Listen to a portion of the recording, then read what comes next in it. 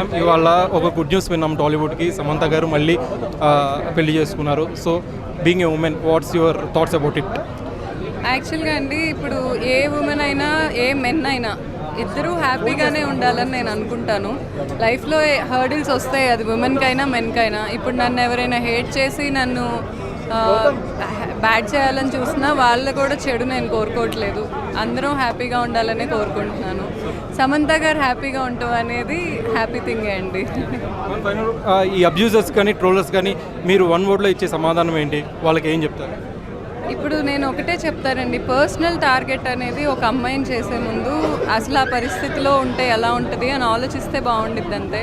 కానీ ఇంకా దాని మీద లివింగ్ వస్తుంది, దాని మీద ఇన్కమ్ వస్తుంది అంటే ఇంకా దట్స్ దేట్. ఇప్పుడు సోషల్ మీడియా అయినా మనం కంట్రోల్ చేయలేము, ఎవరి లిబర్టీ వాళ్ళకి ఉండిద్ది.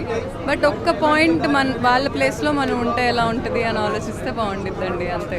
మ్యామ్ ఈ థీమ్ అదంతా కూడా చాలా ఇన్నోవేటివ్గా ఉంది. What's the inspiration behind this? Sir actually Hollywood movies కొన్ని చూశాను సార్, ఇలా ట్రైబల్స్ ఎలా ఉంటారు. అండ్ నాకు క్రియేటివిటీలో ఇన్స్పిరేషన్ ఎస్ఎస్ రాజమౌళి గారు. ఆయన ఏమన్నా చేస్తే గ్లోబల్ స్టాండర్డ్స్ మీట్ అవడానికి చూస్తారు. సో మీరు మా బ్రాండ్ చూస్తే మేము వేసిన లేఅవుట్ కానీ లేకపోతే క్యాబిన్ టు క్యాబిన్ డిఫరెన్స్ కానీ అన్ని వరల్డ్ గ్లోబల్ స్టాండర్డ్స్ మీట్ అయ్యేలా ఉంటాయి. స్పేస్ కానీ లేకపోతే మీరు వచ్చినప్పుడు ఎక్స్పీరియన్స్ కానీ ఇది మేము మెయింటైన్ చేయడానికి చాలా ప్రయత్నిస్తాం తప్పకుండా. మాకు నీట్నెస్ చాలా ఇంపార్టెంట్, మాకు కస్టమర్ ఫీడ్బ్యాక్ చాలా ఇంపార్టెంట్. మేము అందజేస్తున్న ప్రైజెస్లో ఎంత మ్యాక్సిమం హెల్దీ ఇవ్వగలమో అంత మ్యాక్సిమం హెల్దీ ఇవ్వాలనేది మా గోల్. సో ఈ థీమ్ అనేది కేవలం ఒక 10,000 BC జైల్ ట్రైబ్స్ ఉంటే ఎలా ఉంటుంది. ఇప్పుడు పిల్లలకి కూడా సార్ రెస్టారెంట్స్లో పిల్లలకి కూడా చాలా అవసరం, అంటే ఇలాంటి ఎక్స్ప్లోర్ చేయాలని ఉంటుంది. బయటికి వెళ్ళాలి అంటే ఇది బేసిక్గా చెప్పాలంటే ఒక డేట్కి తీసుకొచ్చే ప్లేస్ కాదు. Boy friend and girl friend ఫ్యామిలీని తీసుకొని పిల్లలు వచ్చే ఇది. మీరు చూస్తే ఇప్పుడు మా బాబు ఉన్నాడు, చూస్తే ఇక్కడ ఉన్న అన్నీ చూసి అరుస్తాడు, బూచి అంటాడు, లేకపోతే వెళ్ళి దాక్కుంటాడు, అది బాగుంది ఇది బాగుందని చెప్తుంటాడు. నాకు ఫస్ట్ ఫీడ్బ్యాక్ ఇచ్చింది వాడే. ఆ ఫీడ్బ్యాక్కి నేను చాలా హ్యాపీ ఫీల్ అయ్యాను, ఎందుకంటే మేము అనుకుంది వస్తుందా రాదా అని చాలా టెన్షన్ పడ్డాను. నేను ఫస్ట్ టైం ఇంటీరియర్ కూడా చేశాను, నేను ఎప్పుడు చేయలేదు. సో ఇది అలా టర్న్ అవుట్ అవటం నేను చాలా హ్యాపీ ఫీల్ అవుతున్నాను. వచ్చిన కస్టమర్స్ తీసుకునే ఫస్ట్ టేక్ అవే ఏంటి మ్యామ్?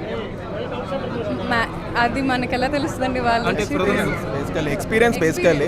అంటే నేను చాలా మంది నా ఫ్రెండ్స్ని కూడా ఓపెన్ చేసామని చూపిస్తాం కదా, ఇలా రాగానే అదొక ఎక్స్ప్రెషన్ వస్తుంది, వావ్ అని. అంటే ఇలాంటి ఎక్స్పీరియన్స్ కదా చాలా important. Plus food of course చాలా బాగుంటుంది.